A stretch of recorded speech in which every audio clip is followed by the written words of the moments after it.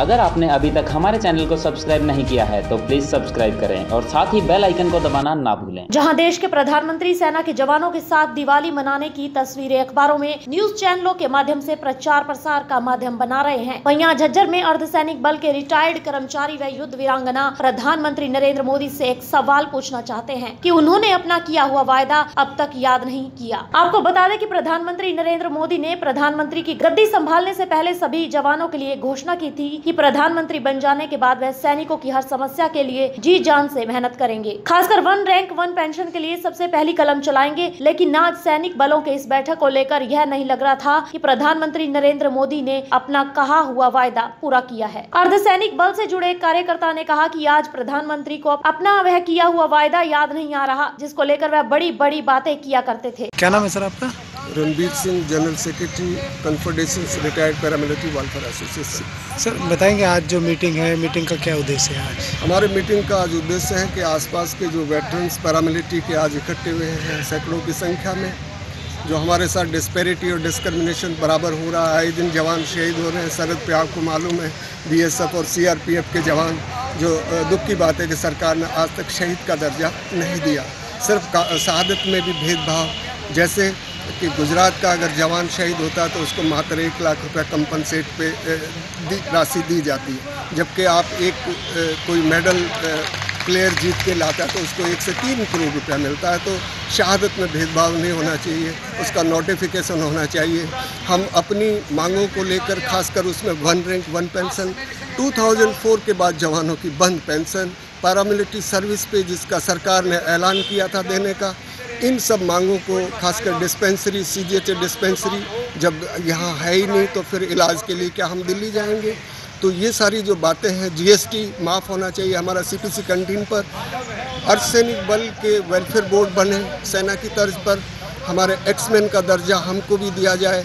इन सब मांगों को लेकर हम 13 दिसंबर को संसद मार्ग पे देश के हज़ारों पैरामिलिट्री परिवार जो है कूच करेंगे और सरकार को दस्तखत देंगे कि अब समय आ गया। माननीय प्रधानमंत्री जी, आपको मालूम, अक्सर दिवाली BSF और ITBP के जवानों के बीच में मनाते हैं, जबकि और वहाँ पे 1 रैंक 1 पेंशन का भी जिक्र करते हैं। अब बताइएगा, जो अर्धसैनिक बलों की तो 2004 के बाद पेंशन ही नहीं है। जिस देश की संसद को CRPF के बांकुरों ने 13 दिसंबर 2001 को बचाया था, तो हम सरकार से, आपके माध्यम से, हर न्यूज़ के माध्यम से माननीय प्रधानमंत्री तक की आवाज़ जाए कि वो अर्धसैनिक बलों के लिए भी 52 घोषित करें, ताकि सरहद पे दिवाली, क्रिसमस और नया साल धूमधाम से मनाया जाए। सर जो प्रधानमंत्री नरेंद्र मोदी जो है, जब प्रधानमंत्री नहीं थे तो उन्होंने एक जिक्र किया था कि 1 रैंक 1 पेंशन सत्ता में आते ही वो लागू करेंगे, तो उसका क्या रहा सर? उसका जो है, जो रेवाड़ी में जो उनकी जनसभा हुई थी प्रधानमंत्री बनने से पहले, उसमें ज़्यादा संख्या अर्धसैनिक बल के परिवार वहाँ पे गए थे और वहाँ पे सर ने कहा था कि जब मैं सत्ता में आऊँगा तो सैनिकों और अर्धसैनिकों को जो है 1 रैंक 1 पेंशन का 52 दूंगा। मान्यवर, उनको सैल्यूट और सलाम कि सिर्फ सेना की बात करते हैं, जबकि अर्धसैनिक बल के 20 लाख परिवार, जो 13 लाख सर्विंग पर्सनल है और 8 लाख जो है रिटायरीज है, तो उनकी बात कौन करे? तो वो एक हमारे साथ, एक हम आज ठगे से हैं, 5 साल हो गए, सरकार ने हमारे लिए ऐसा कुछ नहीं किया। तो आने वाले समय में, चुनाव का समय है, तो आने वाले समय में इसका कोई अर्धसैनिक बलों की ओर से या रिटायर जो कर्मचारी हैं उनकी ओर से कोई जवाब होगा सत्ता पक्ष की? बिल्कुल, मेरे साथ में जो है हरियाणा के अध्यक्ष भी खड़े हुए, कृष्ण बागला जी, जो हमने हिसार के क्रांतिमान पार्क में पंचायत ने ऐलान किया था, पैरामिलिट्री महापंचायत ने, कि आने वाले चुनाव में ना वोट सांपनाथ को, ना ही नागनाथ को, वोट देंगे नोटानाथ को। नोटा को हम प्रयोग करेंगे क्योंकि 20 लाख अर्धसैनिक बल परिवार, जो कुल आबादी का 5%, आने वाले इलेक्शन में महत्वपूर्ण भूमिका निभाएंगे। वोट उसी को जो केंद्रीय अर्धसैनिक बलों की जायज मांगों को अपने चुनाव घोषणा पत्र में शामिल करे।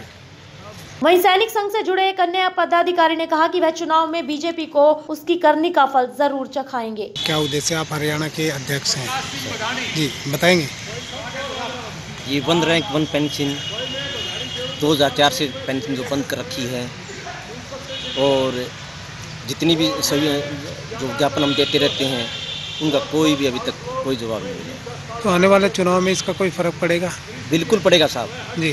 हाँ, जो बताया हमारे महासचिव ने, नोटों का प्रयोग पक्का करें। तो सरकार से काफ़ी उम्मीदें थी, सरकार उम्मीदों पर खरी नहीं उतरी, तो क्या कहना चाहिए इसके? मोदी साहब पैरामिलिट्री के पास जाते हैं, ITBP BSF वहाँ पर मनाते रहते हैं दिवालियाँ, लेकिन सेना करते हैं पैरामिलिट्री के लिए। उन्होंने अभी तक 1 रैंक 1 पेंशन नहीं दिया साहब। तो भारी रोष है इसके? बहुत भारी रोष है साहब। तो आने वाले चुनाव में इसका असर देखा जाएगा? बिल्कुल विरोध करेंगे साहब, बिल्कुल। थैंक यू साहब। झज्जर से संजना छाबड़ा के साथ संजय थारान की रिपोर्ट, हर न्यूज़ हरियाणा।